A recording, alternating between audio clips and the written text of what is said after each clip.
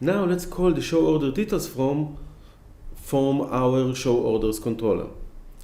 So we'll go over to our show orders controller. Here we are, and we have our button already.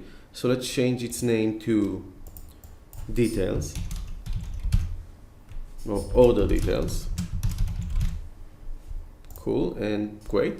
And when we double click it, we'll go to the codes that we've created before on what happens when it gets executed. And we can see that we're currently showing a message box.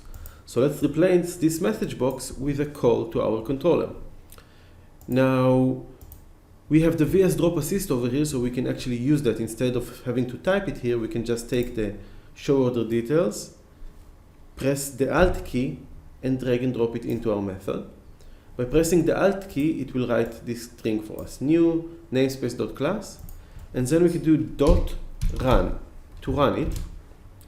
And we see that we are expecting a parameter of type number, order ID.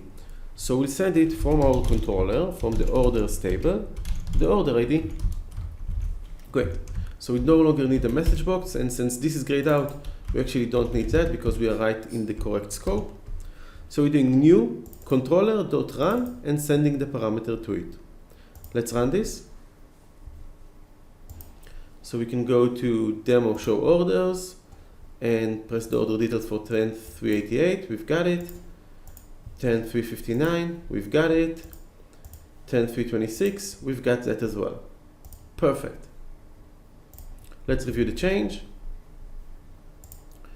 We'll review the show orders view, the code behind the view as we talked before, and we see we are no longer calling the message box with order ID, rather we are calling the show orders details .run, and in the parameters of the run, which accepts an order ID of type number, we are getting the order ID from the orders table of the controller, which means the current order ID for the current row.